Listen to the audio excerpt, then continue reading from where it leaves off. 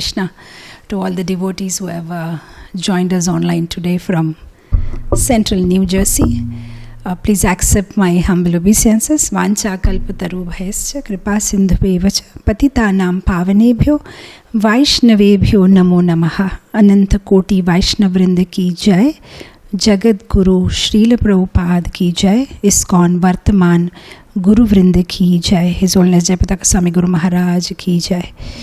Mukam karoti vachalam pangum langayate girim yit kripatamaham vande Shri Guru Dinataranam Paramananda Madhavam Krishna Chaitanya Ishwaram. Hare Krishna. So I'm very happy to be back again in your forum, and I hope all of you are doing well. So today I've been asked to speak on the topic of the biography, the life and teachings of Srila Bhakti Siddhanta Saraswati Thakur. It's a huge subject, and before I get into that, we'll pay our obeisances to Srila Bhakti Siddhanta Saraswati Thakur by reciting his pranam mantras, and then we will dive into the subject matter of today's class. So you can all recite along with me. Namo Om Vishnupadaya Krishna Preshtaya Bhutale Srimate Bhakti Siddhanta Saraswati Iti Namine Shri Varshabhanavi Devi Daitaya Kripabdhaye Krishna Sambandha Vignana Daine Prabhave Namaha Madhuryojjvala Premadhya Shri Rupanuga Bhaktida Shri Gaura Karuna Shakti Vigrahaya Namostute Namaste Gauravani Shri Murtaye Dinatarine Rupanuga Viruddha Apasiddhanta Dvantaharine. Actually, if we have today's class simply on these 3 pranam mantras, that itself would suffice. There is his whole life story and his mission and his swarupa has been described so nicely in all these 3 pranam mantra. We just read Shri Varshabhanavi Devi Daitaya. That's the name his Guru Maharaj gave it to him, Gaur Kishordas Babaji Maharaj. Varshabhanavi Devi is Radharani. So we can take it as one who is servant of Radharani, or Shri Varshabhanavi Devi Daitaya, who is dear to Radharani is Krishna, and he is servant of that Krishna. Kripabdhaye, he is the ocean of mercy. Krishna Sambandha Vignana, he has given the signs, he has delivered the signs of Krishna consciousness to everybody. Prabhave Namaha, to such a saintly person we pay our humble obeisances. In the next pranam mantra says Madhurya Ujjvala Premadhya, one who has given this Unnata Ujjvala Rasa, this conjugal love of Radha and Krishna. He has given devotional service which revolves around this rasa. Shri Rupanuga Bhaktida, he is the one who is exactly in the line of revelation of Rupa Goswami. Shri Gaura Karuna Shakti, he is a personified energy of Chaitanya Mahaprabhu's mercy. And Vigrahaya Namostute, he is a personification of the energy of Mahaprabhu, and Namostute, our obeisances to him. The third pranam mantra says Namaste Gauravani Shri Murtaye Dinatarine. He is the personification of the teachings of Chaitanya Mahaprabhu. And Dinatarine means deliverer of the world. Rupanuga Viruddha Apasiddhanta Dvantaharine. If anything, any one line against what Rupa Goswami has taught, then he is there to cut it. Dvantaharine, he will finish it up. Any Apasiddhanta, anything that is not in the line of Rupa Goswami. So, very well it describes this whole life mission and vision and what he did actually. Bhaktisiddhanta Saraswati Thakur occupies a very important place in all of our lives because he gave us Srila Prabhupada, Srila Prabhupada's Guru. Srila Prabhupada was so particular that his appearance and disappearance days should be celebrated properly. In fact, at many places he said 108 items should be cooked and it should be done very grandly. And the And not only in our lives, actually, he occupies a very important position in the whole Gaudiya Sampradaya. Because at the time when there was a lot of confusion, a lot of problems, a lot of contamination happened, and after Chaitanya Mahaprabhu left, and after some time, of course, there were the whole situation in the Gaudiya Sampradaya is like that. Sometimes goes up and then goes down. So sometimes it goes up. There are some pointer preachers like Baladev Vidyabhushan and Vishwanath Chakravarti Thakur. But again, after some time, it went down. And again, Bhaktisiddhanta Saraswati Thakur came and he again brought it up. And then again, Srila Prabhupada continued it. So it's like that. And he's one of the pointer preacher who brought about lot of revolutionary changes. And he was a radical preacher. And in Krishna Leela, he is Nayan Manjari. In Krishna Leela, he is Nayan Manjari, permanently having a residence in Yavat. And as Nayan Manjari, his age is 12 years, 3 months and 15 days, pinkish in color, Vama Madhya, and permanent seva is to put lac underneath the feet of Radharani. But here in the preaching mission, he comes as the son of Bhaktivedanta Thakur. So I don't know actually where to begin and where to stop, because it's so much matter is so much we know about this topic, since there are many beautiful books written, and this a wonderful book written by His Holiness Bhaktivedanta Swami Maharaj, and then of course Ray of Vishnu. There are so many books and so much information regarding him. So it's like a deep ocean. But what I'll do is I'll start traditionally from his birth, and then few activities, and then challenges that he faced, and what important position that he has in Gaudiya Sampradaya, and most importantly, what are the lessons that we can take from his life will be our today's focus. So to begin with, once upon a time, in a place, holy place of Jagannath Puri, there lived a holy man called Bhaktivedanta Thakur, and he and his wife Shri Yukta Bhagavati Devi Dasi gave birth to this amazing personality called Bhaktisiddhanta Saraswati Thakur on 6th of February 1874 at 3:30 p.m. So Bhaktisiddhanta Saraswati Thakur's coming is because of Bhaktivedanta Thakur's fervent prayers. Just like Advaita Acharya prayed so much and Chaitanya Mahaprabhu came for his sake. Similarly, Bhaktivedanta Thakur was doing very successful preaching at that time. He had a high position in the British government. He was a deputy magistrate. At the same time, simultaneously, he was doing wonderful preaching. So many Namahattas, and each Namahatta had thousands of people, and he was doing wonderfully. But what he was worried is that who will carry forward this, what he has begun and what he is doing presently. So he was fervently praying to the Lord that please send me. So that is why Lord sent his ray, and that's how we call ray of Vishnu. Lord sent Bhaktisiddhanta Saraswati Thakur in answer to Bhaktivedanta Thakur's prayers. So when he was born, we know the popular stories how he was born with the umbilical cord which was wrapped around his body like a Brahmin thread, and how the astrologers predicted that he is a Mahapurusha, a great personality, because he had so many different auspicious symbols on his palms, and his charts were amazing, the constellation and the stars at the time which he was born. And then we know this popular story of how when he was very young, just 6 months old or something, they were living in Jagannath Puri, and how the Rath Yatra cart stopped right in front of their house and didn't move for 3 days. And then taking advantage of that situation, Bhagavati Devi, Bhaktisiddhanta Saraswati Thakur's mother, he goes with this baby, and she gets up on the cart, and as she puts the baby in the lotus feet of Jagannath, the baby comes, takes out his hand and tries to touch the feet of Jagannath, and then and there Jagannath's garland falls on him, and all the pujaris, the priests who are around, they say, oh, he's blessed, he's specially blessed by Jagannath. And then we know how during his Annaprasanna, the grain giving ceremony, traditionally they give choice to the children to know what what kind of inclination they have. So they'll put Srimad Bhagavatam and then they'll put some gold coins and they'll just see where the child is attracted to. But during his Annaprasanna ceremony, Bhakti Siddhanta Saraswati Thakur, he just took Srimad Bhagavatam to his chest. So everybody was very happy. They could understand that, he's inclined towards Krishna consciousness. And then by the age of 7, he already knew Bhagavatam like the back of his hand. He was well versed in the whole Bhagavad Gita, cover to cover.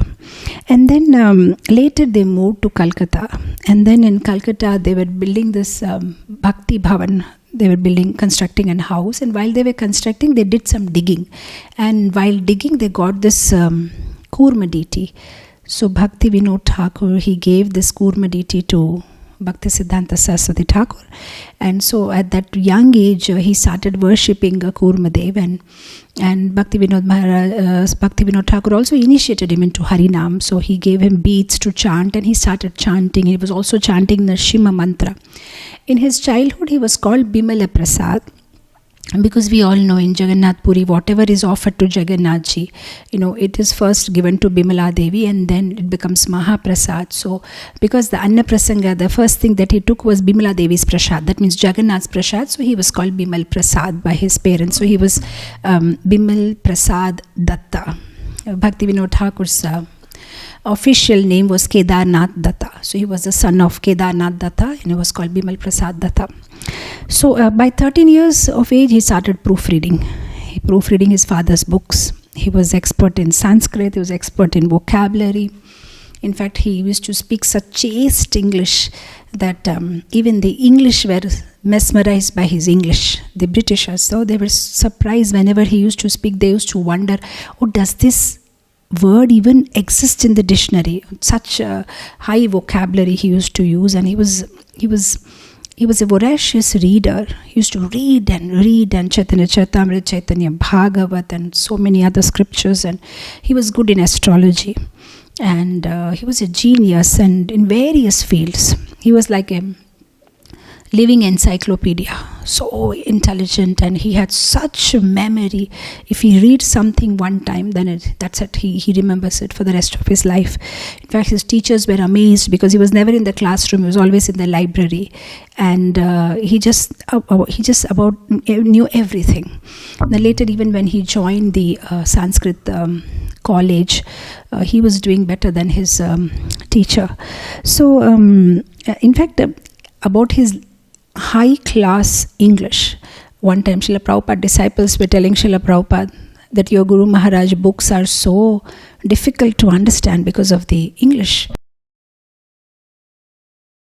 And Prabhupada said, he wrote these books for me and I wrote my books for you. I will read his book and you read my books. So that's what Prabhupada said to his disciple, who was saying that, what amazing English. You have to sit with the dictionary if you have to read his book. Such was his vocabulary. And then he also developed a shorthand script which was called Vikanta at that young age. And then he wrote a commentary on Surya Siddhanta, which is really difficult at such young age to write a commentary, and that earned him the title of Siddhanta Saraswati by the other scholars in the way he presented his commentary. And not only was he intelligent, he was very confident and he was very bold. Bhaktivinoda Thakur had a guru called Bipin Bihari Goswami, his Diksha guru.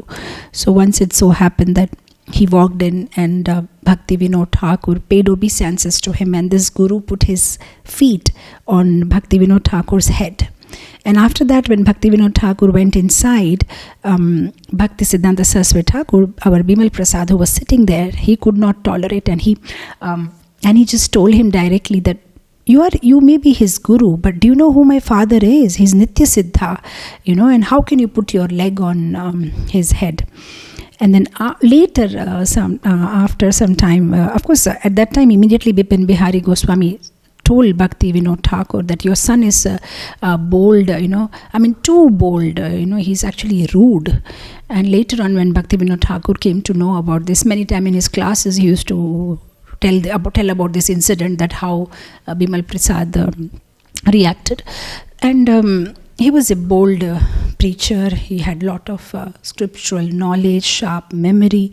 In fact, people like Raja Ram Mohan Roy, the reformers at that time, and Ramakrishna Paramahansa, they were afraid of him.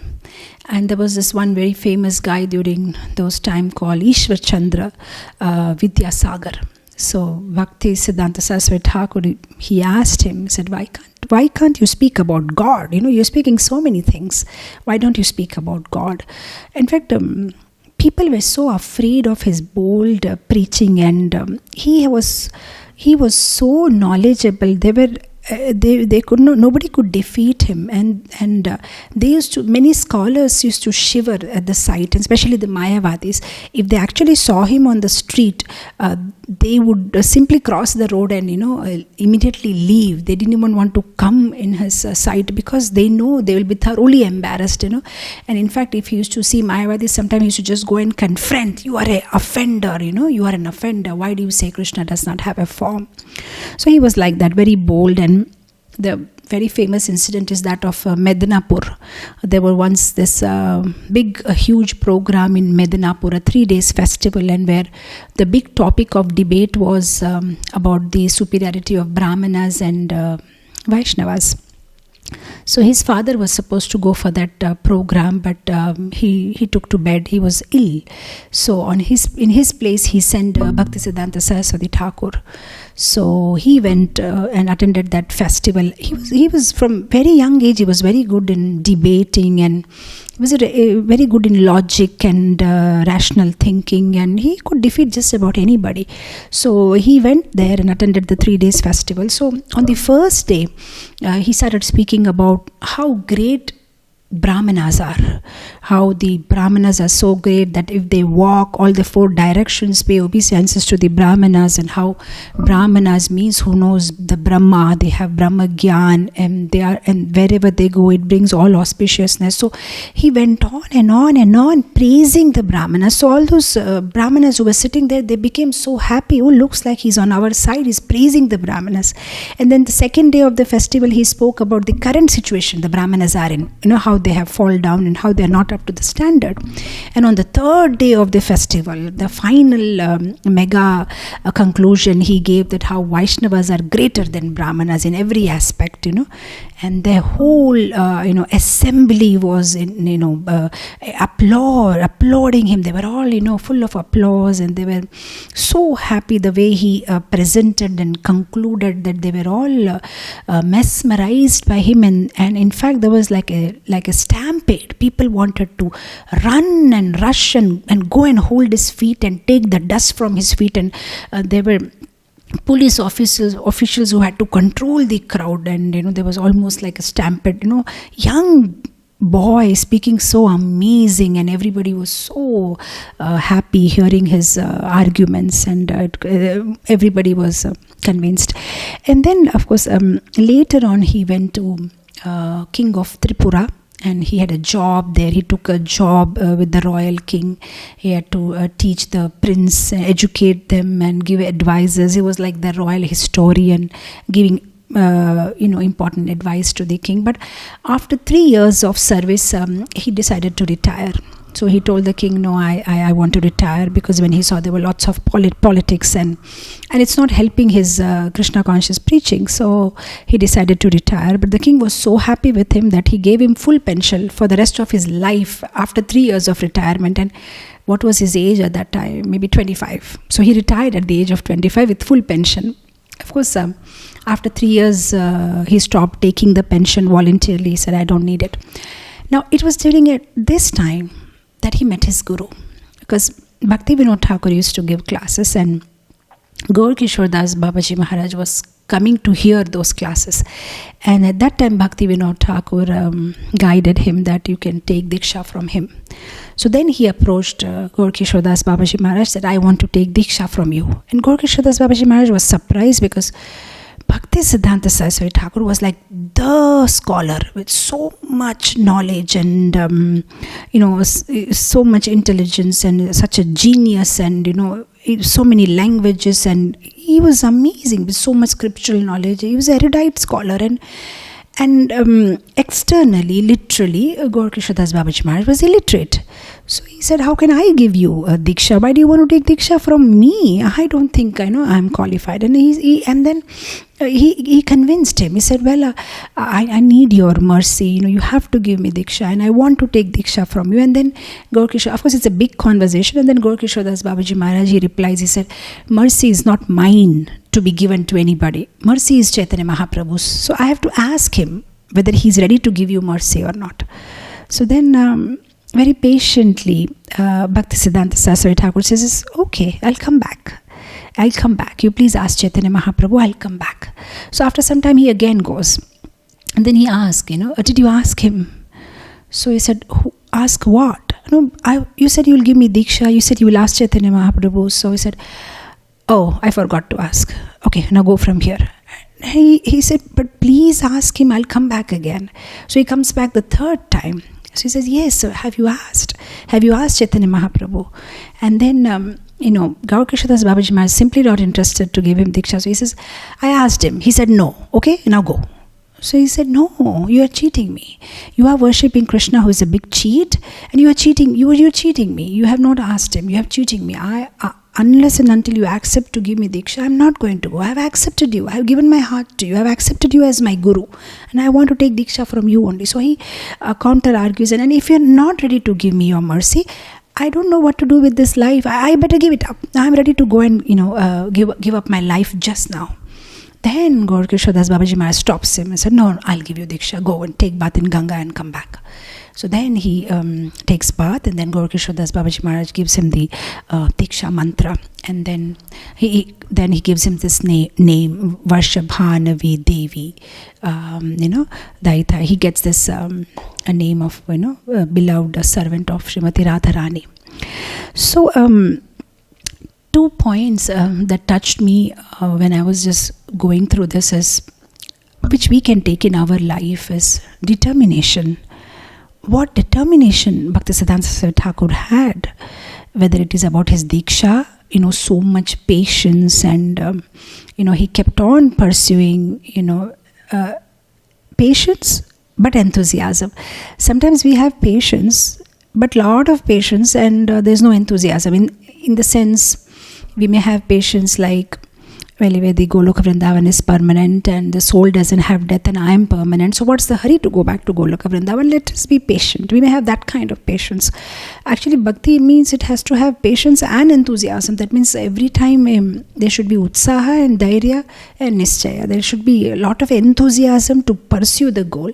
At the same time, when visibly we can't see any results, then patience to continue the process again with same enthusiasm. And I was thinking that such determination he had, he kept on pursuing, he never lost hope, and this determination was from the very young age. If we all remember the popular incident of how when he was just 4 years old, and that was mango season, and there was a basket of ripe mangoes brought to their house, and a small child playing here and there, he sees those ripe mangoes and takes one and starts eating. And when Bhaktivedanta Thakur comes home, he says, what did you do? This is not offered to Krishna. And then he immediately thinks, oh, I am an offender. Oh, I just took it without offering to Krishna. So he took a vow, for the rest of his life he will not eat mango. In fact, sometimes if his disciples used to come and offer him, he used to immediately become emotional. He used to say, I'm an offender. Without offering Krishna, I have taken it. I cannot touch mango. What determination. In fact, usually children below 5, if they do any such mistake, we don't even take it so seriously. But he was so determined that I'm not going to touch mango for the rest of my life. So whether it's a mango incident, or whether it's his Diksha incident, or whether it is his chanting of holy name. Actually, after he gets Diksha and all, he then takes a vow for chanting 100 crore names. So every day he chanted like 192 rounds of Hare Krishna Maha Mantra for 9 years continuously without a break. And to do something like that, one needs so much determination. And in fact, during those 9 years, he was not even eating with his hand. Keep both the hands, behind, and then, put the head down. Whatever he can directly eat with his mouth from the plate, that is what he was eating. and staying in a broken house, and sometimes rainwater used to come in, and he never bothered to repair the shed. He simply sat there with an umbrella and continued his chanting. So what determination, amazing determination. And I was thinking, maybe all this, I was just trying to think, where did he get this determination from? But one thing that was coming in my mind is that his worship of Kurmadev, that also has a lot to do with determination, because I read somewhere that like Nrsimhadev protects devotees. Whenever we need protection, we pray to Nrsimhadev, we sing Nrsimha Arati. Similarly, like when we want to have good chanting, we pray to Chaitanya Mahaprabhu to give us strength. Similarly, if somebody wants to keep up their vows, we're supposed to worship Kurmadev. In fact, we have a temple here near Vishakhapatnam. It's called Kurmadev Temple, Sri Kurmam Kshetra. And devotees go there and they worship Kurmadev, because Kurmadev helps devotees to keep the spiritual vows that they have taken, to keep them firmly. I mean, he helps in doing that. And Bhaktisiddhanta Saraswati Thakur was worshipping Kurmadev from his childhood, from very young age. So I was thinking, one take home from Bhaktisiddhanta Saraswati Thakur's life is determination, and the other thing that touched me was his vow of chanting holy name, because we may think, okay, I'm very smart, I'm very intelligent, but we still need to take shelter of holy name. We see in Bhaktisiddhanta Saraswati Thakur's life, I mean, he was amazing. He was intelligent, smart, English, vocabulary, scriptural knowledge, all the resource, everything he had, but he still understood that without the mercy of holy name, I can't get anywhere. But we may not have even 0.0001% of qualification that he had, but we feel so confident about ourselves, and often we don't sincerely take shelter of holy name. We don't have that faith and that firm faith that it's only holy name which can help us in carrying out whatever devotional service that we want to carry out. So that was 2 points I liked a lot in Bhaktisiddhanta Saraswati Thakur's life. And there was another thing that was coming to my mind, that when we spoke about determination, is that his path was not so easy. If we just study his life, there were so many challenges that he faced, because at that time there was Britishers who were ruling India, and the values were degenerating, and even the rich class people, the top class people, they were convinced by the Britishers that they are stupid and they should be embarrassed about their own culture. They should ask questions about their own culture, and they should try to imitate the West, and that will make them more smart. So values were degenerating, and the whole situation was like that, and the Britishers were ruling, and Christian missionaries were preaching, everywhere, and they were Jati Goswamis, Brahmanas by birth, by lineage, but not following any Brahmin culture. And then there were these Babajis who were indulging in secret sensual pleasures, and they had degraded this whole Vaishnavism in such a way that the respectable people even didn't want to relate with the Babajis, because they knew they were indulging in wrong activities. So it was actually degraded to call oneself a Gaudiya Vaishnava. That was a situation prevalent at that time, that if you say you're Gaudiya Vaishnava, people will look at you in a very low way. So that was the whole situation. And then there were reformers like Raja Ram Mohan Roy and others, so on and so forth, who were questioning Indian culture, and they were trying to reconcile it with the Western culture. So you can imagine what was going on at that time everywhere. And the philosophy had diluted. It was diluted, and though kirtan was popular, but no philosophy. And they were sahajas, pseudo sahajas, and these pseudo sahajas, they were having mala in one hand and fish on the other hand, and they were an insult to the Gaudiya Vaishnavas. And then his father had left and his guru had left. They already left the world. You can imagine what must be happening to him. And there were loads of professional Bhagavatam speakers who were doing it as a family business. They were not interested in reforming anybody. Just, you have Bhagavat Sapta, pay them something, and that's how the life is going on. So you can imagine what was happening, and there was hard to find even one pure Vaishnava. And at that time, this whole burden of carrying forward Chaitanya Mahaprabhu's mission was lying on him.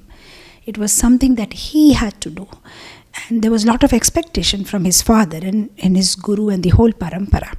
In fact, at one point, while he was doing this 192 rounds and chanting for 9 years, Bhaktivedanta Thakur's disciple Kunja Bihari Prabhu, he approached him. At that time he was like an avadhuta, like a madman, just wearing some small clothes and chanting Gaudiya Math, Hare Krishna whole day, sometimes just jumping in the Ganga with all the clothes, not eating properly, and people were calling him madman. In fact, when Kunja Bihari Prabhu was searching that, Bhaktivedanta Thakur's son, Bhakti Siddhanta, whatever his name at that time was, Bimal Prasad, they said, we don't know anybody by such name, but we know there's one madman, whose chants there, you can go. So he goes and he approaches him that, come on, let us do something together and we'll start preaching. We'll move this Sankirtan movement forward. And at that time, Bhaktisiddhanta Saraswati Thakur looked at him and said, why? There's already Sankirtan movement going on. Can't you see? Here, you see Gaudiya Math, here you see the Panchatattva, there's Sankirtan going on. Can't you see? That's what he replied and jumped in Ganga. Just taking bath in Ganga. So Kunja Bihari Prabhu, he was disappointed. He just went back. He doesn't know what to do, whose help to take. And then suddenly one time it so happens that there is this vision, or you can say a dream, in which Jagannath Das Babaji Maharaj and Gaurkishore Das Babaji Maharaj and Bhaktivedanta Thakur and the Panchatattva and the acharyas, they all came in the dream and they were all telling Bhaktisiddhanta Saraswati Thakur, start your mission. You are ready. Be confident. Start serving. Start rendering service to Gaura Dham, Gaura Nam, Gaura Kam. Start doing, you are ready for the mission, and don't worry. Don't keep any anxiety. We are all there for you forever. Please go ahead and begin your mission. Now is the time. So then he decides, yes, I'll start. So then that's it. Out of the blue, just goes to Calcutta, knocks on the door of Kunja Bihari. He's surprised and he just opens the door, and here he stands and he says, come on, let's do it. I'm ready. Let's register the Gaudiya Math and let's start our preaching mission. And he said, okay, wonderful. So both of them, they go, and then and there, that day itself, before 4 in the evening, they register Gaudiya Math and the whole mission starts. So I thought that was wonderful. Doing something so, he was well prepared. He chanted and purified, and he did like a whole environmental scan, just like Srila Prabhupada. Like that's why we see Srila Prabhupada's biography. The chapter is lifetime in preparation. That's what Srila Prabhupada also did. Making himself ready for the mission of his guru, and that's what Bhakti Siddhanta Saraswati Thakur also did. He made himself, equipped. And took shelter of the holy name and blessings of all the Vaishnava acharyas and Guru Parampara, and then he began his mission. So, in fact, at one time, somebody was asking Srila Prabhupada, Prabhupada, in the beginning, starting first year, you were free, is it not, in America? When you started your ISKCON, and Prabhupada said, no, I was very busy. And then said, really? You were busy in what? Then Prabhupada said, I was busy in studying the American people. Because Prabhupada was very carefully studying them and then strategizing, so how should I make them Krishna conscious and what should I do? So similarly, Bhakti Siddhanta Saraswati Thakur, he waited patiently. It took 9 years' time. He chanted, and then he was all equipped and ready to start this Gaudiya Math mission. He was an amazing spiritual warrior, and once he began, there was no stopping. He was like fearlessly walking down and just, cutting down the walls of misconception, which is blocking the vision of Krishna for everybody. Now, what is interesting is the innovative ways that he did things. Actually, there are these 3 things. Sambandha, Abhidaya and Prayojana. Sambandha is our relationship with the Lord, and Abhidaya is the way we execute after understanding that relationship, and Prayojana is achieving the ultimate goal. So these three remains common, whether it was Chaitanya Mahaprabhu's time or Bhakti Siddhanta Saraswati Thakur's time or Baldev Vidyabhushan or us. But sometimes what is adjusted is the Abhidaya, the way you execute it. The goal remains same and our sambandha remains same. But sometimes the expert acharyas, they change the Abhidaya, the way you do it. They will innovate and they will revolutionize. They'll just bring about some changes according to time, situation and circumstances, but the prayojana, the goal remains same. So there are a lot of different things and strategies that he adopted, which were very very radical, very difficult to accept for people of those times. For example, he was using cars, which was nobody can even imagine those days. Babaji Maharaj, they were very simple. He used to wear wristwatch. He used to wear sewn clothes. He used to use radio. He used to travel in car. He used to go by boat. He was using, sometimes he was wearing western clothes, depending upon what kind of situation. And then he's speaking in English language and so many things he was doing to spread Krishna consciousness. And the most revolutionary thing that he did was taking sannyas, because actually Bhaktivedanta Thakur had also accepted Babaji Vesha. Jagannath Das Babaji and Gaur Krishna Das Babaji Maharaj, he was also Babaji, and then Rupa and Sanatan Goswami, they were also taken Babaji Vesha. So he was the first person in the Sampradaya who took sannyas. And why did he take sannyas? Because those days, those who are in Babaji Vesha, they were not respected at all. They were looked down upon. But those Mayavadis who were wearing saffron cloth with danda, people were respecting them. Oh, they are sannyasi. So Bhakti Siddhanta Saraswati Thakur thought, I'm giving pure Krishna consciousness, but just because of my dress, people are not respecting me. Okay, I'll wear saffron.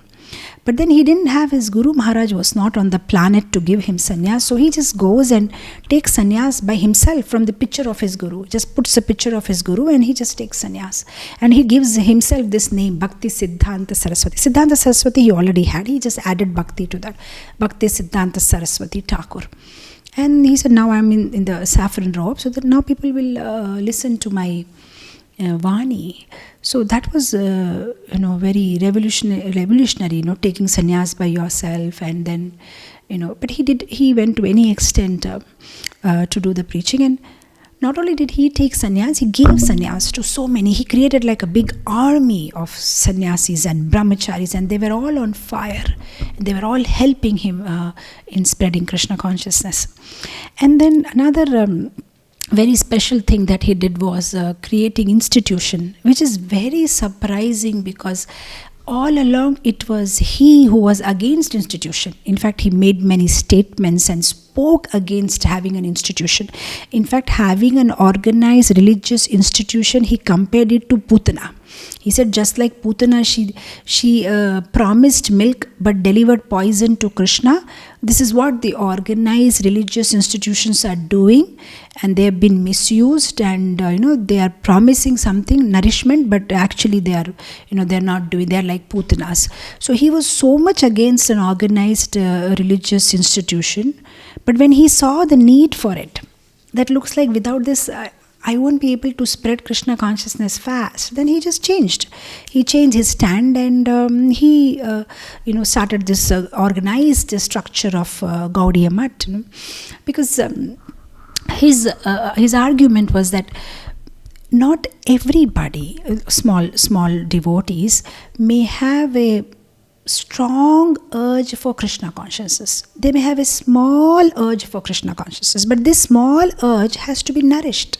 Just like if there is a small trickle of water, what happens usually when the small trickle, it will go up to some certain place. After that, it will get dry. But if you make a pathway for the trickle, then it will continue for longer time. So suppose if you have many institutions, if you have an institution which joins all the small trickles, all the small devotees, then all the trickles will join and become a river, and river can flow very easily into the ocean without getting dried. So that was the philosophy, that institution means it can bring all small trickle, it can bring all small devotees together, like Prabhupada gave the example of bundle of sticks. He said one stick you can break, many sticks together you can't. That's what an institution can do. Many together they can they can do something to take Krishna consciousness forward. So he created the institution, and then the other thing that he did was borrowing different vocabularies, like using words which were never used before, something like universal fraternity, or using word like preaching, church, spirit, cult, all that, he just so that others can understand, like the Britishers or the people who were there at that time can relate to it. So he used different vocabularies, and then he also did something for general mass. He started the he made the Navadvip Mandal Parikramas more magnificent. Every time that he went on parikrama, there were like 5,000 people, 100 midangas, lots of flags, and like it was like a festival, and people were so attracted with the Harinam Sankirtanam. And then also he started the printing press. He had 4 printing press, and he was printing the books of different other sampradayas also, Ramanuja Sampradaya and Kumara, Nimbak, Madhvacharya, all the different sampradayas, whatever the common points, where everybody agreed. So those points he was emphasizing, and he wanted to basically unite everybody and be a big force in bringing Krishna consciousness in everybody's life. So he regularly met different scholars and leaders, and he was trying his best to somehow or the other meet more intelligent and sensible people and somehow bring them into Krishna consciousness. And he condemned Raganuga Bhakti, because those days they were taking advantage of that, Sakhi Bhav and all those things, wearing those women dress, and also he emphasized on Vaidhi Bhakti, so to follow Vaidhi Bhakti.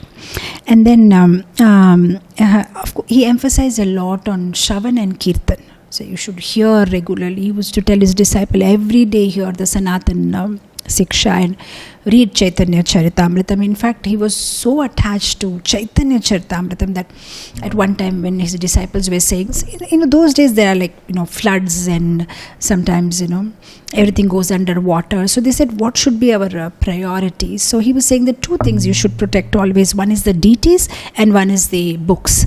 So then he was saying that suppose you are drowning in the water, then 3 books you protect: Bhagavad Gita, Bhagavatam, and Chaitanya Charitamritam. And suppose if it's becoming too heavy, you can protect only 2 books. Then you give up Bhagavad Gita and you protect Bhagavatam and Chaitanya Charitamritam. And if it's still becoming too heavy and you are going to drown, then you leave Bhagavatam but you protect Chaitanya Charitamritam. And if it's still becoming too heavy, then you get yourself drowned, but don't live without Chaitanya Charitamrita. Otherwise, anyway, if Chaitanya Charitamrita is not there, what you will do by living? No use of that life if you can't save Chaitanya Charitamrita. In fact, at one place he was making this statement that every devotee should read Chaitanya Charitamrita at least 100 times, because Chaitanya Charitamrita makes our heart soft, and with soft heart you can understand Tattva better. So like that he gave a lot of importance to Shravan and Kirtan, and we know he liked our dear Srila Prabhupada so much because of Srila Prabhupada's quality of hearing. When he was formally introduced, Prabhupada, he was also called Prabhupada, right? Bhakti Siddhanta Saraswati Thakur Prabhupada, this is Abhay Babu. And he immediately said, yes, I know him. He hears very nicely. He hears. So he was encouraging that. And then one more special thing that Bhakti Siddhanta Saraswati Thakur did was establishing Padapithas. Padapithas are places where Chaitanya Mahaprabhu went on pilgrimage, and such places he established Chaitanya Mahaprabhu's footprints. There is one here in Vishakhapatnam also. We have a temple atop the hill, Simhachalam, Narsimhadev's temple, and Chaitanya Mahaprabhu had visited. So in the December, this month only actually, in December 1930, Bhaktisiddhanta Saraswati Thakur had come to Visakhapatnam, and he had established Chaitanya Mahaprabhu's footprints on the top of Simhachalam hill. So this one thing he did all over India. And then another special thing that he did was sending his sannyasi devotees to preach to the West. Even before Srila Prabhupada went, there was another 2 disciples who went. One went to London and one went to Germany. They were not as successful as Srila Prabhupada, but they still got, Bhaktisiddhanta Saraswati Thakur to initiate 10 people. He did initiate 10 Westerners. And of course, the third disciple of Bhaktisiddhanta Saraswati Thakur who went to the West was our dear Srila Prabhupada, and then we know the rest of stories, history, what he did. And there was one nice point Bhaktisiddhanta Saraswati Thakur was making, that he said, I'm not only the proofreader of the printing press, but I'm also proofreader of men. I see their faults and I proofread, I just check and I try to remove those faults in them. And then he was making one very funny statement. He said, I am born in the zodiac sign of crab. I think that's Cancer zodiac sign has a crab. So he said, I am born in the zodiac sign of crab. And he said, I don't know if it's Cancer or I don't know, but whatever. I said in the zodiac sign of crab. And he said, if any apasiddhanta, I'm ready to pierce and cut like a crab. I'm not going to tolerate. And it was very... When we hear this, we may have an impression that he was very strong and bold and hard-hearted or very strict, but actually it's the other way around. He was just like the perfect surgeon who knows how to do the surgery, where to cut, but the person will be cured and there will be no harm done. He was that kind of surgeon. Sometimes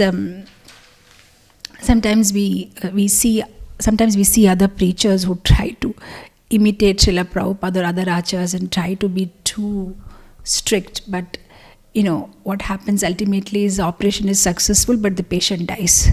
Because there has to be such perfect balance, You should know when to be strict, and you should also know when to forgive and, give.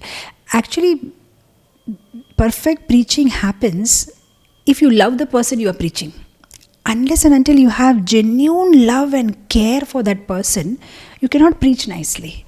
If you really care and you really love, then you really know when to say what and do what, so that you don't hurt the person. At the same time, you guide him very nicely in Krishna consciousness. Now, I'm just reminded of this pastime. Bhaktisiddhanta Saraswati Thakur was invited to one of his preaching centers, and there they had worked very hard, and I think they made a temple there, and they had called him for deity installation. So when he went there, he said, where is that devotee who had actually worked hard and brought the temple to this level? So the disciple said, Guru Maharaj, that person had some affair with a lady, and he didn't behave properly, so we rebuked him and we sent him out from the temple. And Bhaktisiddhanta Saraswati Thakur got so upset. He said, I'm leaving this place just now. I'm not going to install the deity. How can you throw the person out? And then, he was saying that somehow where you search and bring him back. Okay, everybody has some fault, but you don't throw them out of the temple. They can be always rectified. One should understand one's mistake and continue serving Guru and Krishna, and that's the only rectification. That you should serve more harder. If you make a mistake, you serve more nicely. Not that you make a mistake and you just throw the person out of the temple. So he said, I'm not going to install the deity. Go and get the person. So at that time, Madhav Maharaj, who was called the at that time his name was Hayagriva Brahmachari. So he went and somehow searched for that errant, that Brahmachari who had done the error. He was working in some watch company. So he went and said, Guru Maharaj is calling you. And this man, he came running and crying, and he fell on Bhaktisiddhanta Saraswati Thakur's feet, and he said, I joined this watch company after leaving the temple, but I was not happy here. I always wanted to come back to the temple, but I don't know how to show my face. And then he said, you are more merciful than Krishna. Guru Maharaj, thank you so much for accepting me back again, and I want to always serve you.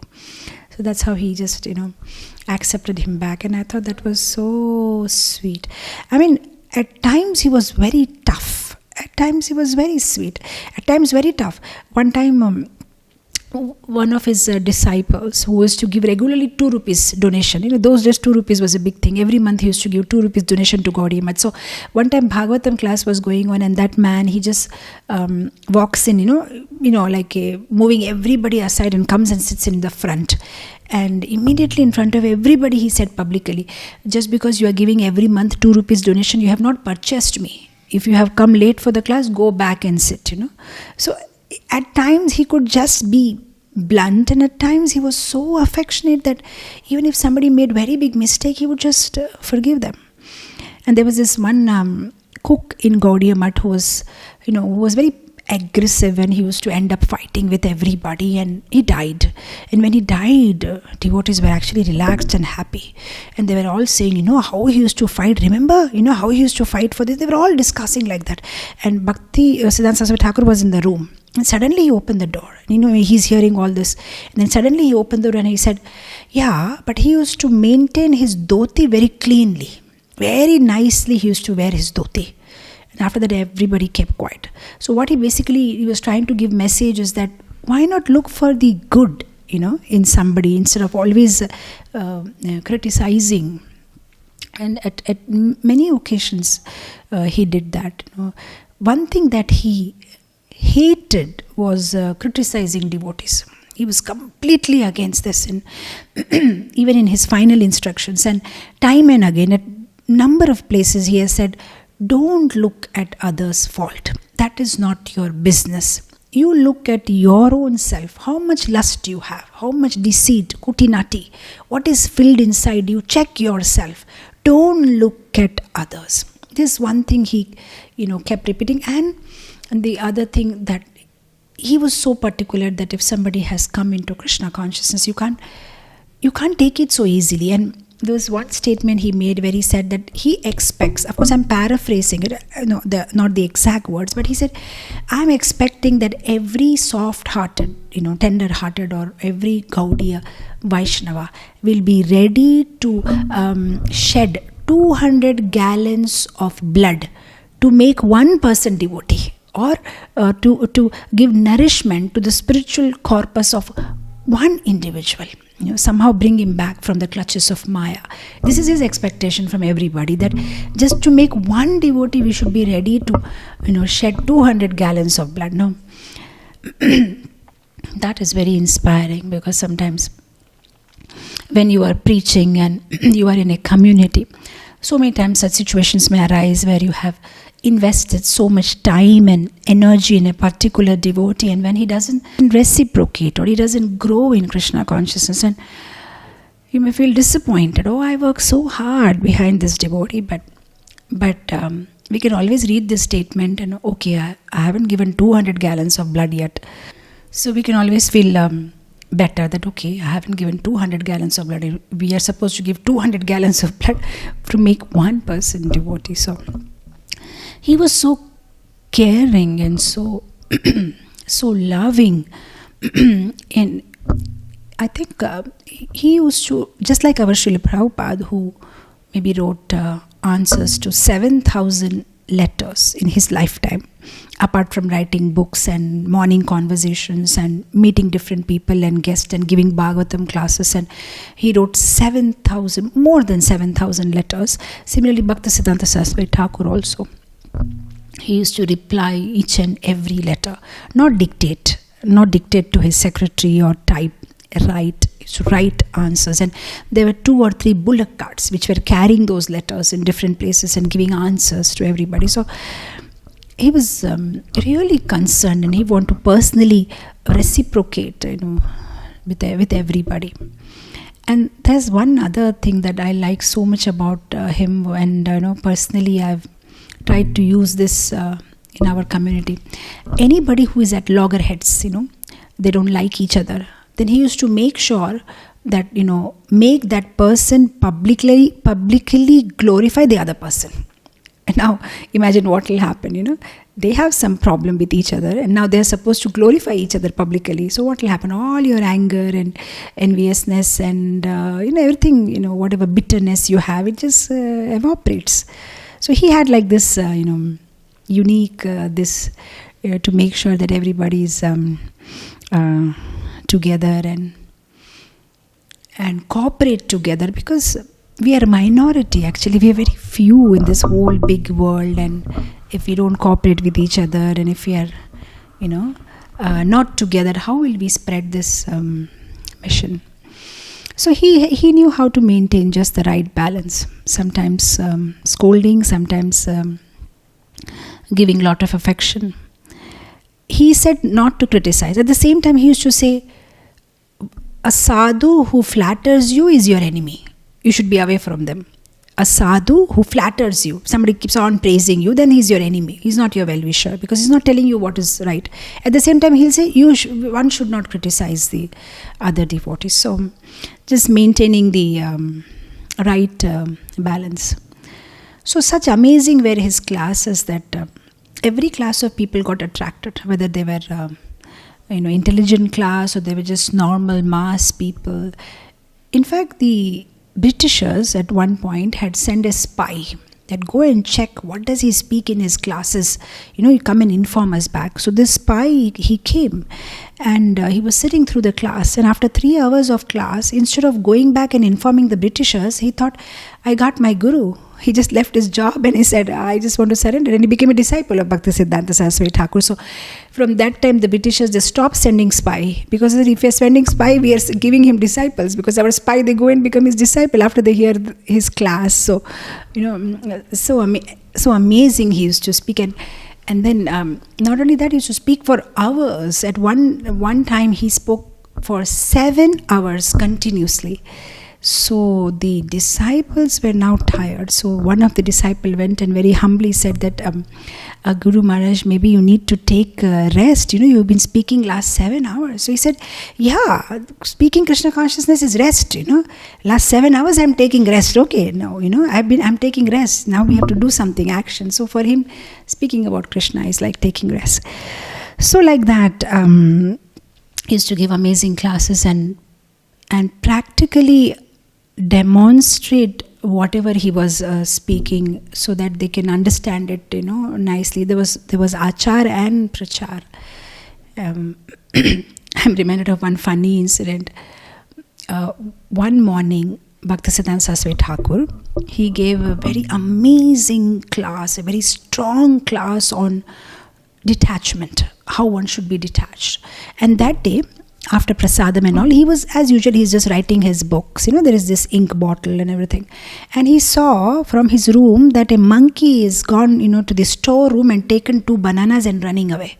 And Bhaktisiddhanta Saraswati Thakur, he stopped writing and he ran behind the monkey, who had taken the 2 bananas. And the monkey made him run around, and finally the monkey threw the banana, and that, spilled the ink bottle, and all that he had written, everything got disturbed. So, Bhaktisiddhanta Saraswati Thakur's cook, he said, Guru Maharaj, if you don't mind, I just want to ask you this one question. In the morning, you gave a big class, how to be detached. And now we see you that for 2 bananas, you spoiled your whole work and you were running behind a monkey. How are we supposed to understand this? Then he said, no, we have to be detached, but that bananas are Krishna's banana. Radharani wants to offer it to Krishna. How can he take Krishna's banana? So I thought that was very interesting, because sometimes even when we hear classes, we actually really don't know what's the practical, how are we supposed to practically implement in our life. So we may think detached means, so I have to be not detached from service, not detached from protecting Krishna's property. The detachment is from our sense enjoyment, but when it is like Krishnarthe akhil cheshta. Upadeshamrita says, Rupa Goswami says, one should not over endeavor. But at the same time, he says, Krishnarthe akhila cheshta. Oh, Krishna, you should do over endeavor. So like that, only they can actually explain. If we try to read on our own self, we may just have so many conclusions. But then they really, teach us what is the essence and how are we supposed to implement them in our lives. So he had very good political, social contacts, and in fact, he was at one point, he was also in touch with Subhash Chandra Bose. And I heard somewhere that for 10 years, he sent Jagannath's Mahaprasad to Subhash Chandra Bose's house. And in fact, Subhash Chandra Bose's house, many of them, in the family members, they gave up eating non-vegetarian food because they were having every day Jagannath's Mahaprasad. So like that, he was preaching to all kinds of people, from mass to class to Westerners to Britishers to the intelligent class to the scholars, different other sampradayas, and just about everybody was trying to somehow or the other take everybody into the fold of Krishna consciousness, and then I think it's already time. And finally, at the age of 62, in 1936, 5:30 a.m. in the morning at Jagannath Puri, he left his body. He left this mortal world and went back to join Krishna in Goloka Vrindavan as Nayana Manjari Nitya Leela.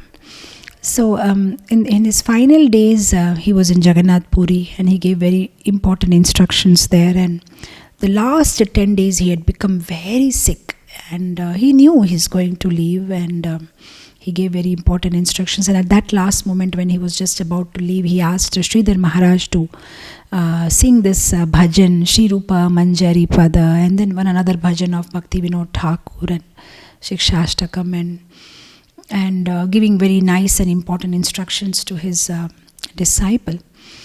He left his body. There are many, many beautiful leelas and miracles and so many things that he did, but what is very special and why is he very special for us is that he gave us Srila Prabhupada.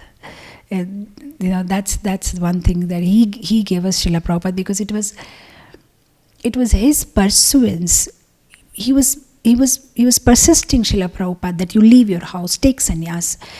From the very first day that he met Srila Prabhupada as a young man on the terrace of Ultadanga Junction, where he said that, you are an intelligent man, why not you preach in English language? And then again he told that whenever you get money, you print books and at Radha Kund, and then initiating Prabhupada, and then encouraging Prabhupada to write. He told his disciples, so I think he was taking care of that magazine, Sajjana Toshini, that whatever Abhay Babu writes, you print it. And later, when he left the world also, he came in the dream of Srila Prabhupada and encouraging him that you must preach in the English language, you must go to the West. And that is how Srila Prabhupada came in our lives. And also, Srila Prabhupada said that grandfather is usually more merciful than father. So he's our great-grandfather, at least for me. So he's a great-grandfather, so definitely he is, more merciful. He gives more mercy. And I think we need more mercy. We want more mercy, so we should pray to him. And Srila Prabhupada time and again said that I am successful only because I have followed my Guru Maharaj's instruction, my spiritual master's instruction as it is. So we can take this opportunity today to pray from the core of our heart that just like Srila Prabhupada took the instructions of Bhakti Siddhanta Saraswati Thakur, his Guru Maharaj, as his life and soul, may Bhakti Siddhanta Saraswati Thakur be merciful on us and give us that strength and energy and determination and patience to not only preach but practice what we are preaching sincerely and in a way that is pleasing to Guru and Krishna, to the whole Parampara, and that we remain as the speck of the dust at the lotus feet of Srila Prabhupada for ever and ever. So with this, I think I'll end it here. Thank you so much, dear devotees, for your patient hearing. I'll end it here. Srila Bhakti Siddhanta Saraswati Thakur ki jai. Srila Prabhupada ki jai. Hare Krishna.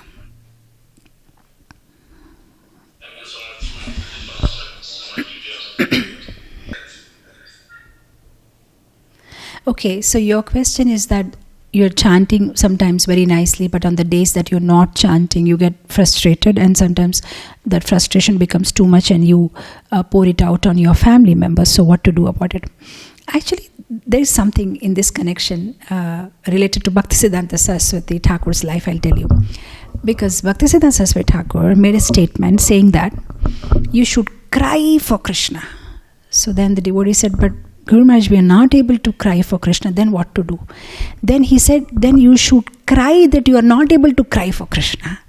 But then he said, but Guru Maharaj, if we are not able to cry that we are not able to cry for Krishna, then he said, then you should cry that you are not able to cry that you are not able to cry for Krishna. And then he went on saying, and then, adding one more cry and one more cry. And at the end he said, but you should cry.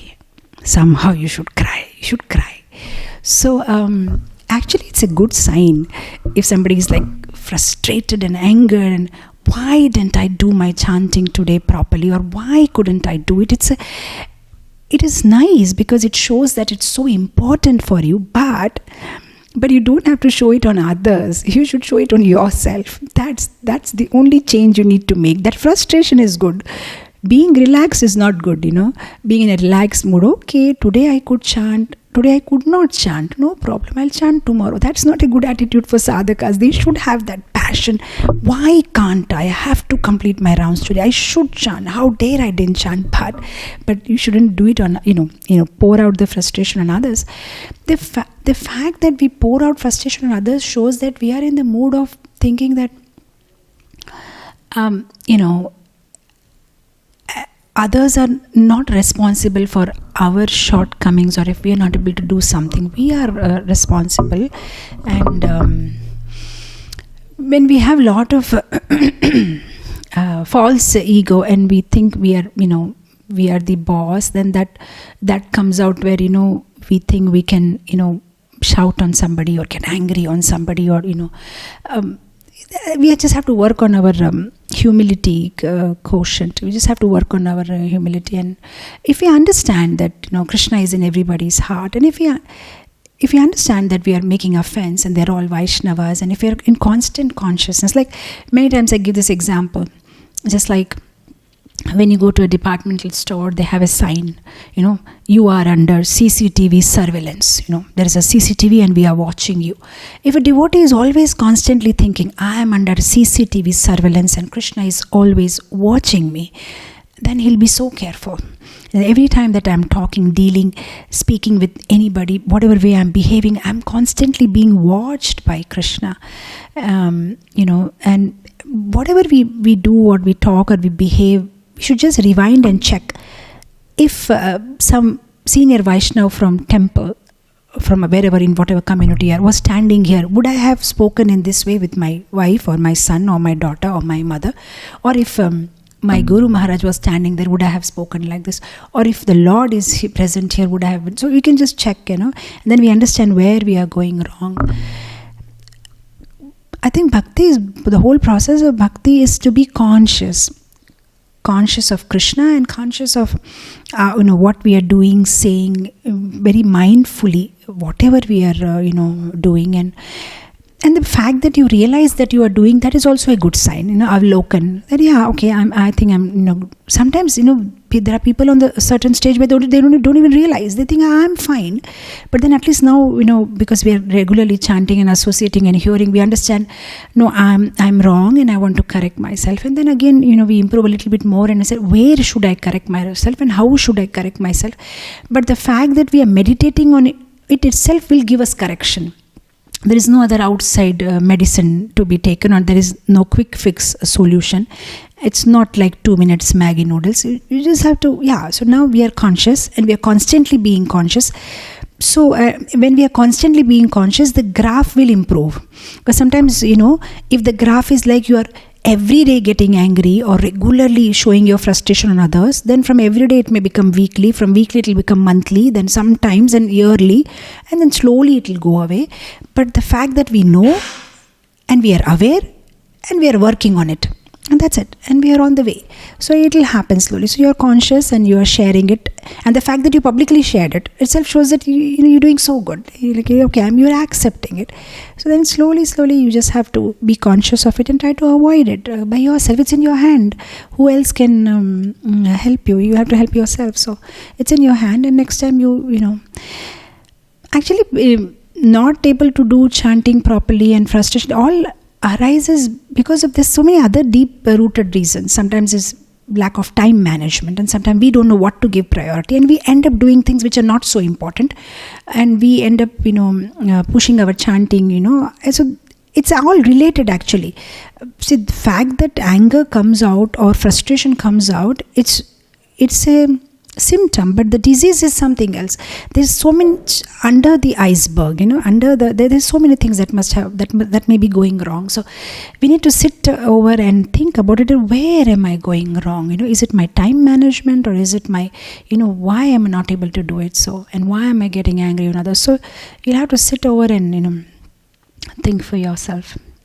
Yeah, so that's what is coming in my mind right now. I just hope it helps you in some way.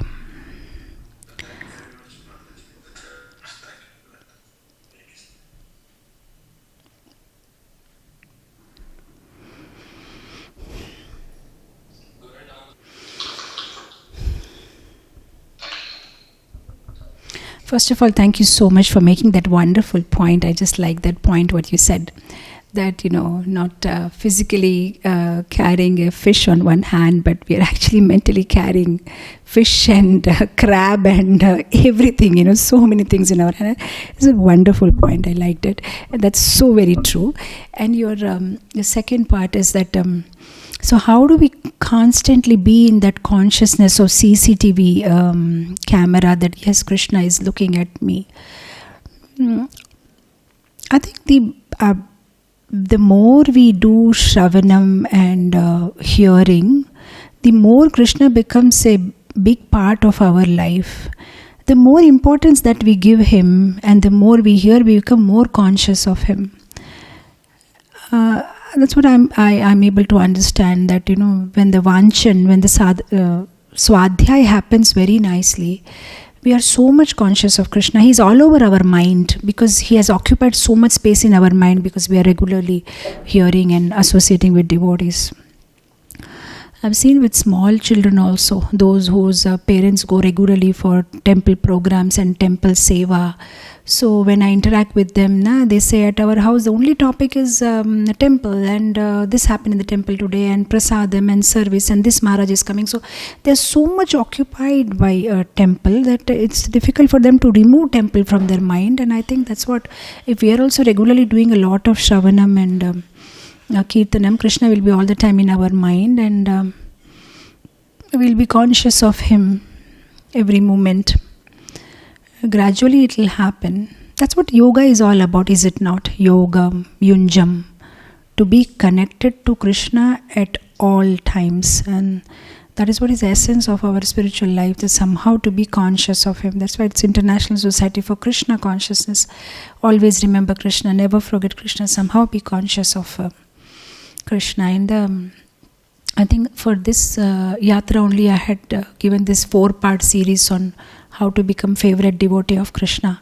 There also we were discussing how Krishna expects that his devotee will be a yogi. Yogi means one who is connected to him all the time. So, the more we do Shravan and Kirtan, we'll be connected to him all the time.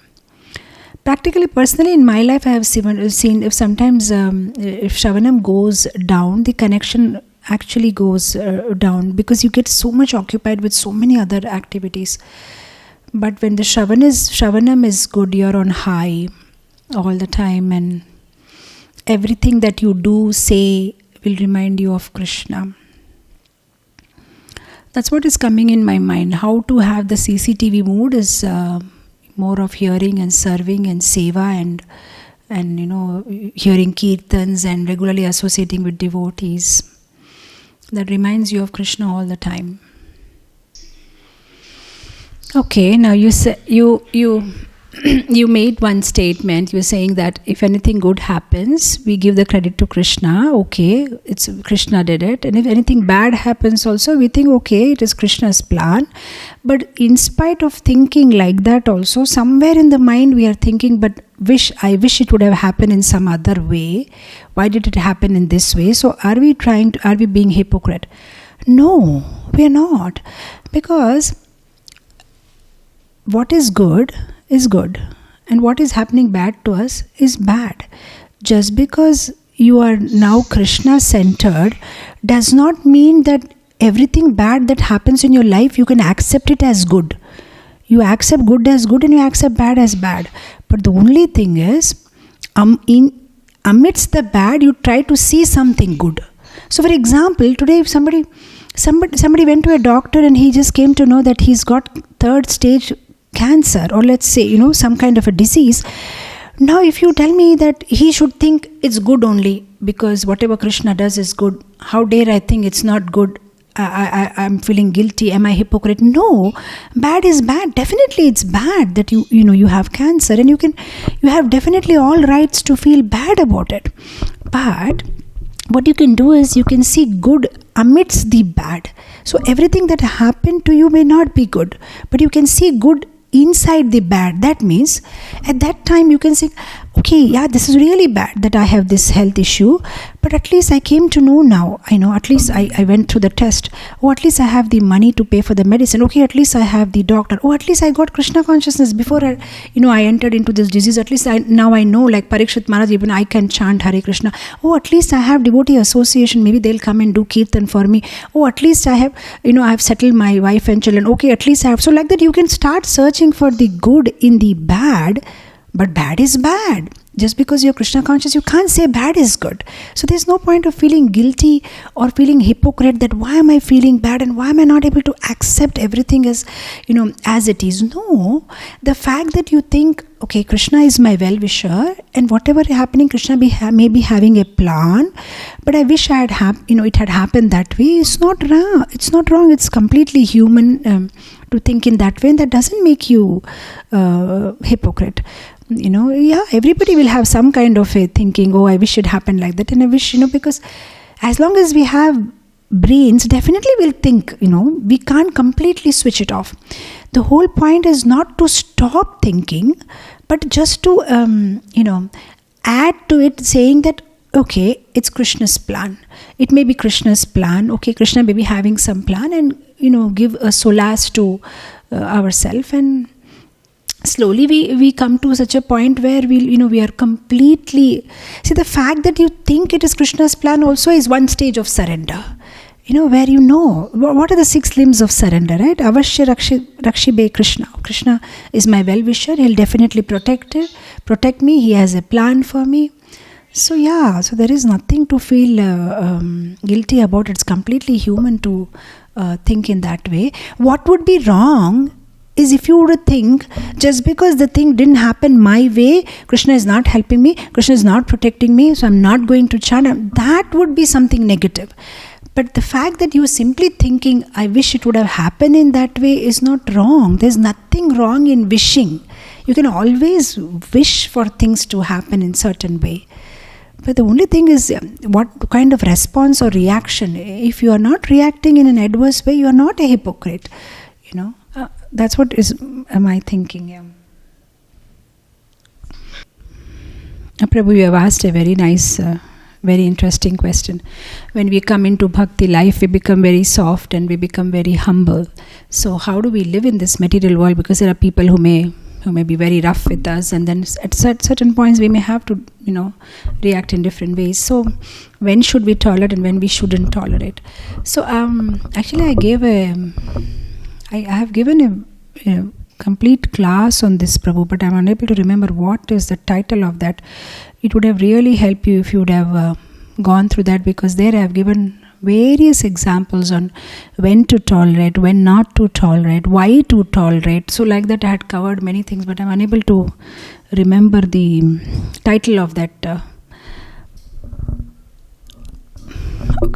Okay, yeah. So I have given a class on this particular. Now I'm not able to remember. If I remember, I'll send it to Krishna Prabhu, and then he can send it. But in short, I just like to tell you this in Mrigari, the snake example of Narad Muni had a snake disciple, and how Narad Muni had asked the snake disciple not to bite anybody. And after a year, when Narad Muni visits the snake, he sees that the snake has been beaten badly by everybody, and then Narad Muni asked him, how come you have come into this situation? He said, it's you, Guru Maharaj, you asked me not to bite. And then Narad Muni says, well, I told you not to bite, but you can hiss, you can hiss. So I think that same applies to all of us. As devotees, we don't want to, we want to be humble, we want to be tolerant, we want to be nice to everybody. But just like we were talking today about Bhaktisiddhanta Saraswati Thakur's example of detachment, where he just gave a class on detachment, but then he was running behind the banana. So we want to be Trinadapi Sunichena Tarodeva Sahishuna, but then if somebody is disturbing our bhakti, or there is some obstacles, or if we have to deal with a certain person in a certain way so that it helps our bhakti, we can go ahead at that time. It's not about humility, and it's not about tolerance. So the whole point is, if our goal is clear, there will be no questions about what shred of behavior should be, because the whole point is we want to go back home, back to Godhead, and that's our main goal. And whatever obstacles are coming in between, we just deal with them in a right way. For example, certain things are better to be tolerated. Certain things are better to be endure. There is no cure for that. Certain things, if you think that by speaking, you can, it will help in your Krishna consciousness. Because sometimes you are put in such a situations where if you don't speak, you will not be able to continue your chanting. Somebody is disturbing you, So it's like that. You have to just check for yourself when you have to, when should you migrate from that place, or you should mitigate, or you should tolerate. You should decide for yourself. Like I was giving this example, if it's very cold in Kashmir, either you migrate from Kashmir, or you mitigate, just wear a shawl, or you tolerate. Even if it's cold, what can be done? So it depends upon what kind of situation that you are in. If you migrate, or you mitigate, or you tolerate, what will help your long-term goal? That should be your long-term goal, is going back home, back to Godhead, and becoming a good Vaishnava. Whatever is helping you in doing that, you should take that steps. Because I will not be able to make any blanket statement on that, because it is so depends upon what situation you are in, and where you are asking me whether I should tolerate or not. General principle is you should tolerate, be humble. The qualities of Vaishnava, Titikshava, Karunika, Sadhu, Sadhu Bhushana. But at the same time, if we tolerate, definitely Krishna is going to be happy. Many times I quote the Brahma's stuti, Tatte nukampa susamakshamano. Krishna likes a person who is very tolerant and humble and meek. And then we know the Avaduta Brahmana from Srimad Bhagavatam, how he tolerated when people were blaspheming and criticizing and spitting on him. But okay, these are all there. But according to your situation, what is going to help you in Krishna consciousness, you do it. Some silly little things, which is better to be tolerated, is not that big deal, then better to tolerate, not to waste our time. Like I always say, the biggest challenge is to keep the biggest challenge as the biggest challenge. Our biggest challenge is to go back home, back to Godhead. And the biggest challenge in our life is to keep that biggest challenge as the biggest challenge. Because we are just doing some other small things, we are giving more importance. So that's what. If our goal is clear, and that's it. Whatever is disturbing, where you have to speak, you have to speak. That's it. Where you have to, tolerate, you have to. That you'll have to decide, based on whatever time, space, situation, and circumstances, like that. Krishna, Krishna, Krishna lage. Sab Krishna, Krishna, Krishna lage. Sab Krishna, Krishna, Krishna lage. Sab Krishna, Krishna.